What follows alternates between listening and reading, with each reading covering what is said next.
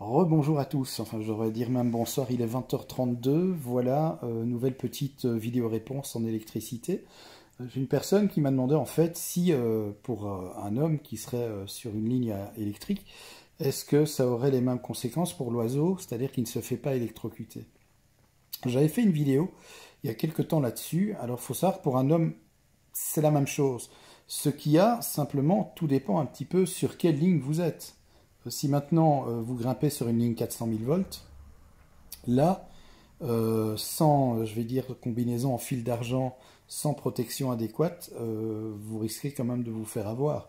Ce ne sera pas non plus la grande électrocution, puisque pour qu'il y ait électrocution, bien sûr, il faut qu'il y ait une différence de potentiel entre la phase et la terre. Vu que vous êtes sur le câble, vous n'aurez rien, mais par contre, une fois que les tensions sont très hautes, 400 000 volts voire plus, eh bien là, il y a l'effet de pointe qui rentre en ligne de compte, et donc il va y avoir une série d'arcs électriques qui vont se produire entre vos bras, vos jambes et le câble électrique, et ça va provoquer des brûlures assez graves. C'est pour ça d'ailleurs que les lignards, je ne sais pas si vous avez déjà vu ça, les lignards qui travaillent sur les lignes à haute tension, quand ils travaillent sous tension, eh bien, travaillent avec une combinaison en fil d'argent, qui est une combinaison conductrice qui va faire office de cage de Faraday afin de les protéger justement de ces arcs électriques et aussi de ce qu'on appelle les coups de bourre. Si par exemple eh bien, ils créent des différences de potentiel, s'ils touchent un isolant ou si il peut y avoir effectivement des chocs électriques très importants. Et cette combinaison-là, elle a aussi, je vais dire, pour les protéger, bien que dans ce métier, les coups de bourre peuvent arriver et c'est assez désagréable, ça peut même être dangereux parfois. Donc ça dépend aussi des tensions. Maintenant, si vous vous retrouvez sur une ligne 20 000 volts, là je vais dire, ça n'aura pas de conséquences. Le danger par contre, c'est si par exemple vous vous dites, tiens, au prochain poteau, au prochain pylône, je descends, ne touchez surtout pas la phase et le pylône en même temps. Parce que là, d'office, vous vous ferez électrocuter, puisqu'il y aura différence de potentiel, passage du courant électrique par votre corps, entre la phase d'une part et la Terre.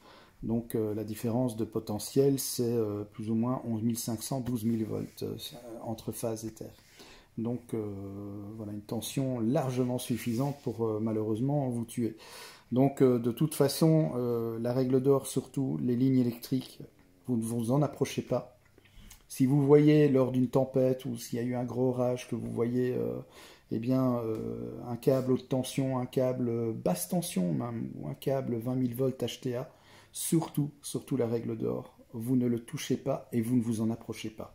Vous voyez un câble électrique qui est à terre, vous prévenez, chez nous en Belgique, Ores, Reza, Sibelia, chez vous en France c'est Enedis qui est responsable de ces lignes-là.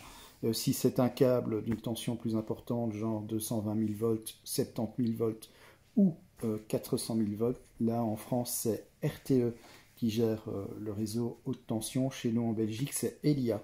Donc suivant dans quel pays dans lequel vous vous trouvez, Elia pour la Belgique si c'est le réseau haute tension et très haute tension, et RTE si c'est le réseau haute tension et très haute tension pour la France. Voilà, merci d'avoir regardé cette courte vidéo, je vous souhaite une excellente soirée et je vous dis à très très vite pour une nouvelle vidéo en électricité.